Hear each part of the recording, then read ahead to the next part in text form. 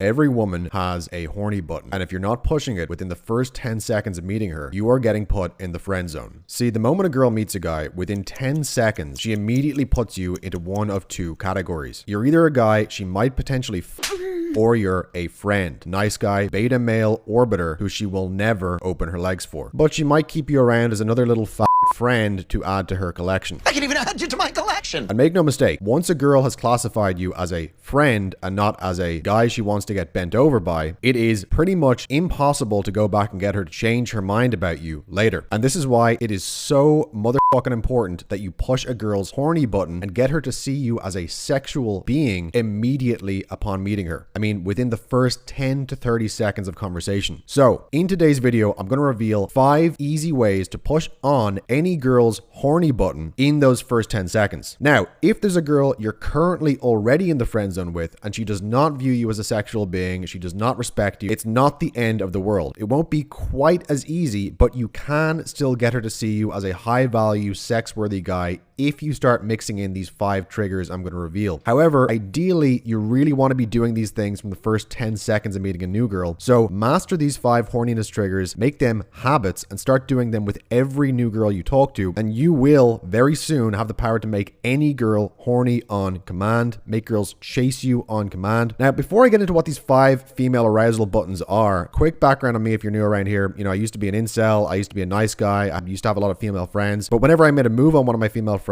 I was humiliatingly rejected. So I started lifting weights, going out, approaching women, trying to figure out this whole attraction thing. And after a lot of failure and a lot more rejection, I got to a point where I was dating multiple women. You know, I had kind of a harem going. I had some pretty hot girlfriends like the ones you see on screen now. And these days I live a very free and independent lifestyle. I typically meet and sleep with a new girl every couple of weeks, as well as having a few regular buddies who I meet up with every few months to hang out with and have sex. So I basically cracked the code of getting women to give me sex whenever I wanted. And a huge part of the formula of this is these 5 horny buttons that I learned about and started pushing in every woman I meet as a habit. Now, right off the bat, before I tell you what these 5 triggers are, I want to acknowledge that these are not the only way to make a girl turned on. You know, another way to make a girl horny, which I'm not going to cover here, is, you know, you could be 6'4". You know, if you're very tall and you approach a girl, well, a lot of girls, just the fact that you're that tall and you show interest in her, that will make a lot of girls immediately horny right away. Now, for the rest of us though, for those of us who were not genetically blessed with, you know, being extremely tall, being gorgeous, having a huge,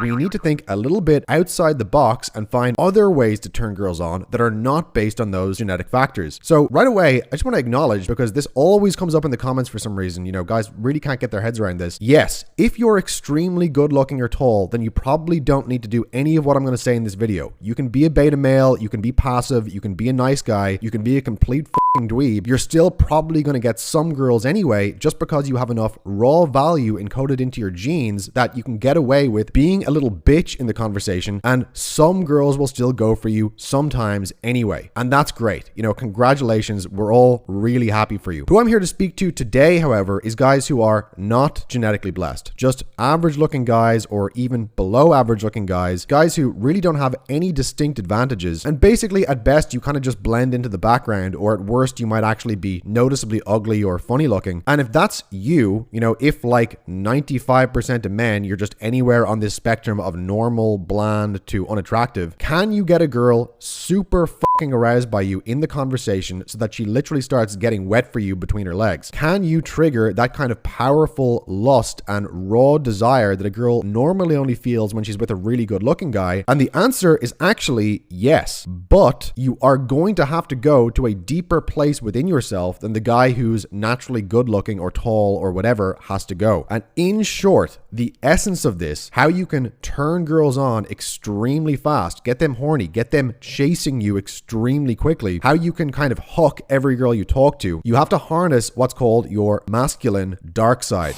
That is the secret. That is the holy grail of making almost any girl insanely turned on by you without being tall, without being good looking. It all comes down to getting in touch with and harnessing your dark side. And everyone's got one. Deep in the psyche of every man on this earth, there is a dark side that refuses to be taught to be good. It's a phrase I got from Tim Grover in his book Relentless. He was a coach to some major athletes like Kobe Bryant and Tiger Woods, and in that book he explains how harnessing the dark side is the secret success fuel of the greatest top performers on earth. Now, when it comes to flirting though, what is the dark side in every man, and why is it the key to making girls horny? What it all boils down to is this: you were born bad but taught to be good. You know, young boys, like even in kindergarten, they already know in their genes the right way to flirt. You know, what's the cliche of what a 7-year-old kid does when he has a crush on a girl in his class? He gives her a hard time. He teases her. He makes fun of her. He might cut the head off her Barbies and shit like that. This is an instinct. And males have this instinct encoded in their DNA because it works. Teasing a girl, giving her a hard time, mocking her playfully, putting her off balance mentally, that is a man's natural instinct for how to seduce, which we're all born with. Just like a woman's natural instinct is to use her sex appeal, use her body, use flirtation, smiling, being sweet, you know, being kind of a slut in other words, and I use that term with affection. But all of this stuff, you know, flirting, attraction, both men and women, we already know it in our blood. But what modern society does, starting in school, is it starts teaching you that your natural instincts about all of these things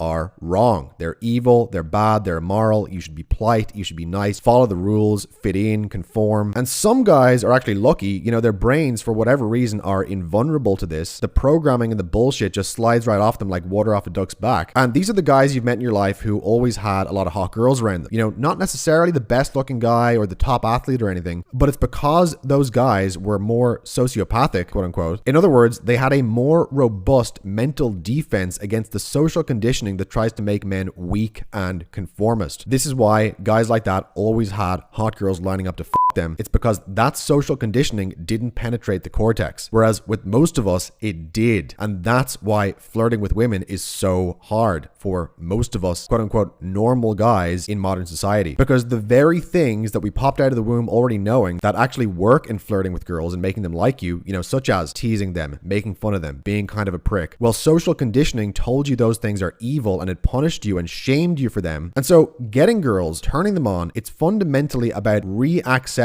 that quote unquote dark side. It's about remembering these natural instincts that are already actually a part of you, not necessarily adding anything new. And once you slide into doing this and communicating in this way, it's actually going to feel very natural because it is. And girls, make no mistake, love the dark side in man. This is actually the primary thing they're attracted to that gets them off, that they like literally masturbate to. You know, look up the top romance novels and kind of smut for women. Who are the male heroes of those books? Vampires, pirates, bikers, evil billionaires who tie them up and whip them till they're bleeding. You know, you're not going to find a single female fantasy that revolves around a nice guy who follows all the rules and colors inside the lines. So I'm calling this the evil maxing flirtation playbook. And what I mean by that term evil in this context is breaking rules. Every society has rules, moral rules, legal rules, rules of social etiquette. And the men who break those rules are typically called evil by that society. Now, I'm not here to argue a moral case about which rules are good or bad. I really don't care. But it is a fact of life, however, that women are attracted to guys who break rules and not to guys who follow rules. And that's because following rules is generally a sign you're low status, while breaking rules, assuming you get away with it, is very often a sign that you have high status in an environment. Now, why is this important? Because human beings are very hierarchical. We are always subconsciously trying to figure out who has higher status or more clout in any situation. And when someone has very high status, they usually feel much more comfortable breaking rules of social convention or etiquette around people who are lower status than them. And so what I'm going to show you in this video with these 5 tips is how you can kind of hack this social dynamic, and how by strategically breaking rules while talking to a girl, you can interrupt her pattern and position yourself as the person of higher status in that interaction. And this is the bottom line of how you push a girl's horny button. This is how you hook the set. This is how you avoid the friend zone and instantly catapult yourself into being in the guy I want to f me type zone. It's all about breaking rules. Rules of etiquette, rules of good manners, rules of decorum. Breaking rules gives you power, it gives you aura. And breaking rules, again, assuming you get away with it, shows that you are higher status than the person you're interacting with, shows that you're higher status actually than anyone around you because they're not calling you on breaking rules. And when a girl believes you are higher status than her and higher status than other people in the environment, she gets wet. It's as simple as that. Okay, so that's the basic introduction to this topic. Now let's get into the actual practical techniques of how you do this. So horniness trigger number 1 is a very easy one. It's almost kind of gimmicky, but it really does work. And this is profanity, cursing. Curse casually in the conversation, drop an F-bomb here and there. Now, don't overdo this, but do it sometimes, and do it early in the conversation. Within the first sentence if you can. For example, an opener I often use on very hot girls, I'm talking like the tall blonde bombshells with blow-dried hair, high heels. With girls like this, you cannot get away with being in any way beta or submissive. You got to go full force dominance from the very start. And so one of the ways I do that is just with the opener, hey, who the fuck are you? Boom. Extremely dominant, extremely assertive. And this obviously needs to be done with loud vocal projection and gazing directly into the girl's eyes without looking away as you say it. If you do a ballsy opener like this without having your eye contact on point, you're going to get eviscerated. Very important to remember. But the point is, when you open a girl like that, cursing, dropping an F-bomb in the opener itself, what that does is it positions you as a guy who is powerful enough to break rules of social etiquette and get away with it. Result, she immediately gets turned on. Now, of course, the girl will usually push back. She might be like, who do you think you are to say that to me? But to pass that test, you just have to hold the frame, don't back down, be unapologetic, just gaze back into her eyes calmly and say something like, Michael, nice to meet you. You're a very pretty girl. I just wanted to say hi. Now, right away, you've actually just demonstrated a ton of value. And assuming you're able to hold your frame without becoming apologetic about it, the girl will immediately become very, very aroused by you. This is the type of opener where you could very often go straight from this into making out with the girl within 30 seconds of talking to her. And the reason why is when you do something as simple as just breaking that one little unspoken rule of just cursing when you speak to a girl, even though she's still a stranger to you, she's going to feel like, who is this fucking guy? Does he own this place or something? Why is he so confident here? Now, that's just one example, and you don't necessarily need to use that opener or curse on your actual approach itself. But even if it's not in the opener, if you do curse at some point early on in the conversation, it really does establish, you're not here to be your fucking friend. You're a man. You're a potential sex partner. You're not one of her little beta orbiters who take her shopping. You're here to her. So curse, drop F-bombs, drop slurs even, although be careful with that one, could get in a lot of trouble. So you want to have your head screwed on straight if you're going to go that far with it. Now again, don't overdo the cursing because when you curse too much, it definitely looks super insecure. It's not good, but do it strategically when you can, especially in that first 10 seconds or so of meeting her. Just that alone can actually put you very, very far ahead of the curve of making the girl immediately more aroused. Okay, next horniness trigger is interrupting her or talking over her. Once again, this is very paradoxical for the way most of us were brought up because we were all taught not to do it. We were taught that it's impolite to interrupt people or cut them off, which it is. But your goal when you're talking to a girl is not to be polite. Your goal is to fuck her. Your goal is to make her feel sexually aroused by speaking with you. And so again, paradoxically, because interrupting her or talking over her is against the rules of polite social convention, when you do it, it positions you as higher status than her. And this starts to make her feel very aroused by you, pretty much like clockwork. So something you want to master when talking to girls is called cutting the thread. If you think of every conversation topic as a thread, don't let that topic get to the end, cut it off. Continually cut her off, continually cut the threads and talk over her. And you don't want to do this throughout the entire interaction. I'm not saying you should be like this, with girls you're dating or something, but you do want to make it a habit to always do this a lot at the very start, because the start of an interaction, that first 1 to 5 minutes or so of talking to a girl is when you, number one, set the frames, and number two, set the rhythm of the interaction. And so in that first 5 minutes, you really need to be aggressive in hammering in that frame that I am better than you, I'm higher status than you, you're the one who's fucking chasing me. And one of the absolute best ways to do that is to continually cut her off and cut those conversational threads. So for example, if the girl's in the middle of saying something like, yeah, so anyway, I came here because it's my friend's birthday tonight and we were just you can just cut her off like, what age are you? She's like, I'm 23. You just be like, interesting. What do you do for work? I'm a nurse, but delightful. Come over here for a second. And so anytime early in the conversation, the girl starts talking, you can just cut her off very, very bluntly. You know, you can use basic questions like, what age are you? Who are you here with? What do you do for work? And it's rude, yes, but it positions you as a higher value man because honestly, think about it. You know, what do most guys do when a pretty girl is actually talking back or talking about herself? In their head, they're like, holy shit, she's actually talking back.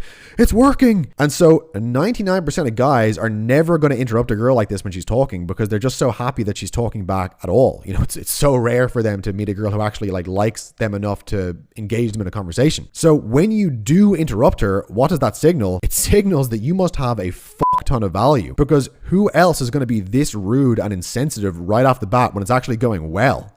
You know, it's only that fucking rock star type guy who has girls like this literally throwing themselves at him all the time. And who do you think the girl wants? Does she want the rock star or does she want the guy who it never usually goes well for? You do the math, right? Okay, next rule you can break to push a girl's horny button is the rule against getting too personal in the initial conversation. And you can do this by asking her rude, borderline invasive personal questions immediately upon meeting her. The one I always like to fall back on is asking the girl, what age are you? I pretty much ask every girl that right off the bat, and it's rude, yes, but again, breaking rules of social etiquette equals value. And so being this blunt and this direct very much contributes to turning her on when it's done with the kind of net of these other things in tandem. Some other questions you could ask her in this vein would be things like, you know, what do you do for a living? Oh yeah? How much money do you make?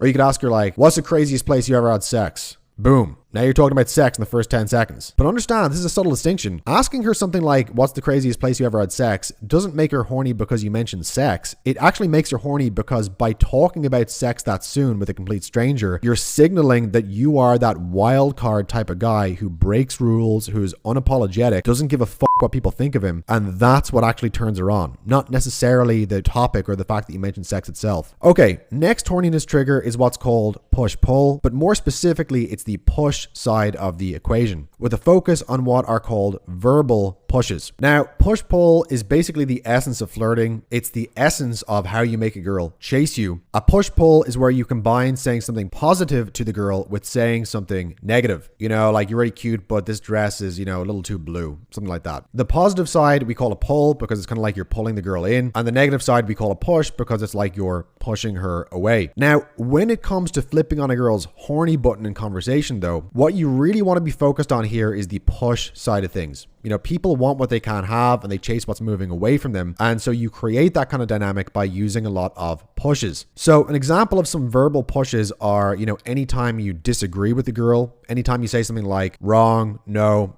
I disagree. No, it's actually like this. Anytime you disapprove of something she said or did, you know, as an example, 2 nights ago, I was talking to this trendy artho type girl and she was wearing these kind of tight pants, which if you don't know, you know, skinny jeans are out of fashion right now. You know, trendy people and kids all like baggy pants. And so I looked at the girl's jeans and I kind of cocked my eyebrow sarcastically and I was like, huh, skinny jeans making a comeback, huh? And immediately she was like, oh no, these aren't skinny jeans. I mean, I normally wear baggy jeans, but blah, blah, blah. It was just like immediate chasing, immediately qualifying herself, seeking my approval. And that's what you want. You want the girl basically apologizing to you, you know, trying to explain herself to you, trying to justify herself to you in some way. We call this self-qualifying. This is what we want to get the girl doing. And this is what pushes basically allow you to do. So a few more examples of this is just, you know, you really don't need to overthink this. The pushes you use can be very simple, very basic, almost very kind of caveman-like.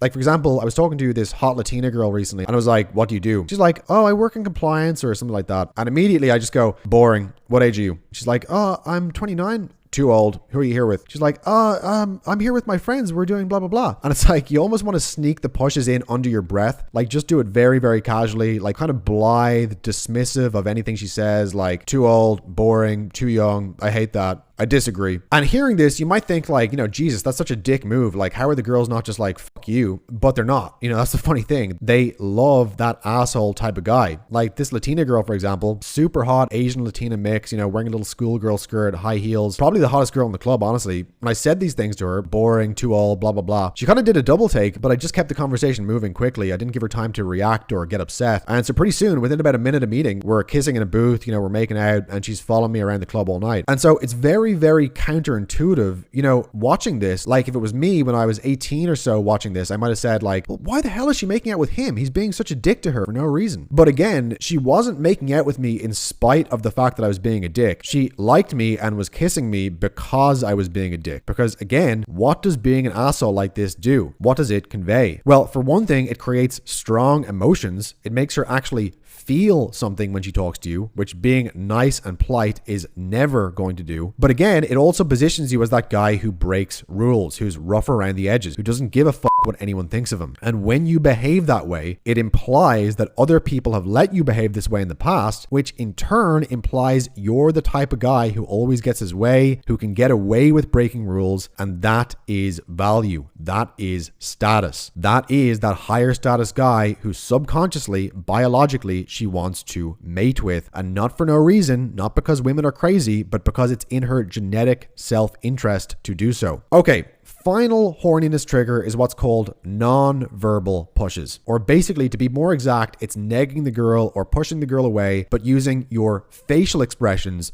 not even doing it through words. Of all the 5 triggers which make a girl horny for you by breaking social rules, this is by far the most powerful one. It's also the most subtle one, and this makes it diabolically effective because it's actually very hard for anyone to call you out on it. You know, if you use a verbal push like fuck you or wrong or I hate you, that's very much on her radar. You know, it's very obvious you've just done something, which is not necessarily bad. It creates a frame battle. It makes the girl test your frame and push back. And when you hold your frame and just remain calm and look back in her eyes after saying something like that, that creates a lot of arousal, but still it's obvious that something has just happened. Whereas when you use a non-verbal push, just like the way you look at her, a little facial expression you make at her, the way you narrow your eyes at her in a certain way, for example, this gives you a lot of power to control the frame, to shape the frame, to make her feel kind of judged, put her off balance, knock her off her pedestal, break her ego, and do all these really, really powerful things, but she can't even really call you out on doing it because it's so under the radar, it barely even gets picked up by her conscious mind. She just finds herself reacting and starting to qualify herself to you, starting to chase you, and most of the time, she herself doesn't even realize exactly what triggered it. So what kind of facial expressions am I talking about here? What are some examples of these non-verbal pushes or non-verbal nags just in how you look at the girl? Well, your bread and butter non-verbal push is a face something like this. Now, you don't need to do the hand gestures, obviously, and it doesn't even need to be this strong in terms of how much he's hamming it up here for the camera, but it's generally just this face of a kind of mild disgust or contempt. You know, and you can make this face in reaction to anything the girl says. You know, it really doesn't matter, even the most innocent thing, but you just quickly make this kind of disgusted face like, ugh. And what does that do? I mean, this is really evil. We're getting into the really hardcore kind of social manipulation here. But when you make a kind of mean face, a kind of disgust face like this to someone, it immediately creates strong emotions. It immediately makes them think, wait, did I just do something wrong? What did I do wrong? What did I say that's bad? Why am I being judged negatively here? So it puts the girl into this total tailspin of self-judgment and self-doubt, which is exactly where you want her to be, because the reflexive way she's going to try to crawl out of that is to start seeking your approval. In other words, she's going to start qualifying herself to you. She's going to start being nice to you, friendly to you, flirty towards you. She'll generally try to impress you and make you like her. And again, very important to understand, this is all happening subconsciously. That is, this is a dynamic that is taking place below the threshold of her conscious awareness. Now, sidebar here, girls are going to do this to you all the time when you're cold approaching them. They're going to make these mean little faces at you. They're going to give you the disgust face. And the way you fight back against this is actually very simple. You just have to call it out. A good line I use when a girl makes a nasty face at me is, you are looking at me as if I'm some kind of extraterrestrial. And immediately the girls always crack a smile. They always laugh. You know, you soften them up, you get them laughing. But the point is, this face of disgust or disapproval, this is one of the main ways women actually control the frame. It's who I learned this from, to tell you the truth. And so you can steal this social weapon of theirs and use it against them. It's really fucking powerful. And what's really nice about this too is it's so fucking easy. I mean, you don't even need to think of a line. You don't need to be creative. You literally just need to look at her with this kind of disapproving or disgusted look, and boom, you just created massive strong emotions to get her chasing right away. Now, another great face you can use here for the non-verbal pushes is what we could roughly call a puzzled or skeptical face. You know, if you were to put this in emoji form, it would be this type of emoji, or maybe this one. And this is a great face to use, again, in response to anything the girl says. You can kind of narrow your eyes slightly as if to say like, I'm not quite sure about you. Not quite sure that you meet my standards. You know, I'm examining you very intensely. I'm putting you under the microscope, but I don't really know if I like what I see, to tell you the truth. Now, you're not saying those words, obviously, but that's the kind of vibe that's being conveyed when you make this face at her. It's kind of skeptical, judgmental, examining, judging, kind of putting her under a microscope. It can also be kind of puzzled or unpleasantly surprised, like, did you really just say that? Yeah. It's almost like a kind of snobby or haughty vibe, as if to express like, you're below me. And again, you know, saying this seems super mean. This seems like we're being cruel to some poor girl for no reason. But what you have to understand in the social world is, especially cold approach, social status is a zero-sum game. You know, if you don't assert higher status than her, she will assert higher status over you. Also, the entire default frame of men and women in social conditioning is that women have all the value, women are better than men. If the girl's pretty, she could obviously be with tons of guys who are better than you. As a guy, you're desperate, you're pathetic, you're needy, you're the one who's chasing her, you should be getting down on your knee and offering her diamonds. That's the automatic frame that you're saddled with, and which is already in place as soon as you approach the girl. That's the default frame of what's going on here, okay? And so what you need to do right away, if you want to have any chance at all of ever seeing that chick naked, is you've got to be very, very aggressive in destroying and subverting that default frame immediately. You need to destroy that frame. You need to subvert that frame. You need to twist it around and establish, no, actually, you're the one who's fucking chasing me. I am better than you, and you would be lucky to have me because I'm a high value guy who lots of other girls want. And so because the entire weight and inertia of all this social conditioning and culture is already against you, to create that frame, you do need to be a bit of a dick, at least in the beginning. It's like Stalin said, you can't make an omelet without breaking a few eggs. Well, you can't make a hot, big ego girl respect you without being a little bit of a dick to her in the beginning of the interaction. You got to really go asshole mode and turn the dial up to 11. Now, after the first 10 minutes, when the girl does respect you, when the girl is sexually aroused by you, when she does feel those butterflies in her stomach, like, holy shit, this is a guy who's actually high value. Well, when you've got her feeling those emotions, then you can actually dial it back. You can be more polite. You can be more normal. And it's going to make the girl feel really, really good because she's going to feel like, oh my God, like I'm actually winning him over. He's starting to like me. This is amazing. And that's the exact dynamic you want to create. You know, it's like, this is that high value guy. This is that asshole. This is that psychopath. This is that guy who always gets his way, steps on people's heads, shoves his way through the fucking crowd, but he's on my team now. He likes me, and now I'm under his protection. And that is very, very fucking powerful. That is the formula for how you get a girl loyal as hell to you. That's how you take her breath away and get her super aroused to the point where she's happy to go home with you and have sex with you very, very quickly. So those are 5 very easy ways to quickly push a girl's horny button. So to summarize, again, they are: number 1, using profanity very early in the conversation and doing this unapologetically. Number 2, interrupting her, cutting her off, cutting conversational threads. Number 3, direct, personal, almost invasive questions right off the bat. Number 4, verbal pushes, disagreeing with her, disapproving of her, doing this in a very blunt way, which is again very unapologetic. And then number 5, the final one, really powerful one because it's the most subtle and it really lets you cut the legs out from under her, is using non-verbal pushes, i.e. expressing disapproval of her through your facial expressions, looking at her with a look of kind of slight disgust or contempt, or sort of making a face like, ugh, I don't like that. And each of these 5 triggers on their own is probably not going to do all that much, but it's when you combine these and you use them all together, and especially when you pack as many of them into the very start of the interaction as possible, that you really create this kind of force field type effect of the girl being like, holy shit, this is that high value guy. This is that rock star. This is one of the cool kids who used to make fun of me in high school. If I fuck him and make him like me, I can finally redeem myself and feel like I'm one of the cool kids as well. And that is what every girl on this earth wants. She wants that validation. She wants to be in with the cool kids. She wants to be behind that velvet rope. But what's so funny about this is you don't even need to actually be cool at all. Like, you don't have to actually have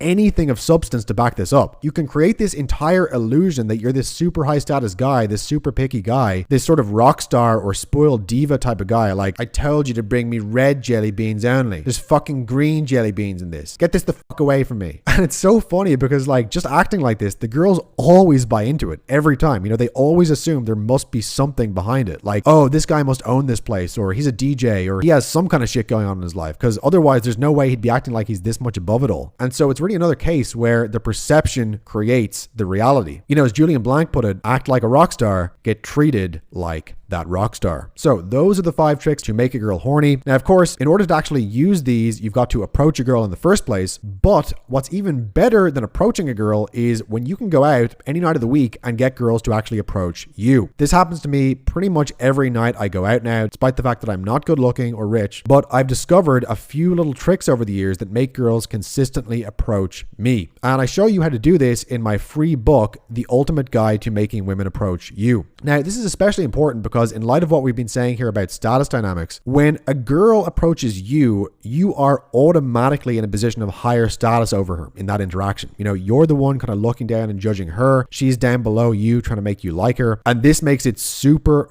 fucking easy to get her into bed, get her naked, turn her into your buddy, girlfriend, friend with benefits. I mean, having girls approach you is pretty much playing the game on easy mode. So if you want to learn how to do this, if you want this free book where I show you the secret, click the link in the pinned comment below, enter your email address, and I'll email you the book right now. And when you do that, you're also going to be signed up to my free email newsletter with daily new articles from me about dating psychology, game, attracting women, animal magnetism, and some of the more occult or esoteric topics that are often too weird to get into here on YouTube. This newsletter is also completely free. It's where I post all my best stuff. Anyone who's been following me for a while will tell you that. So make sure you sign up to my email list now at the link below. Click the link in the pinned comment to do that and get your free book right now. And then if you like the newsletter, like most guys do, you can stick around. But if you don't like it, you can easily unsubscribe at any time. No big deal. But just make sure you grab that free guide right now while it's still available if you haven't already. So click the link in the pinned comment below to get your free book right now. I'll see you on the other side.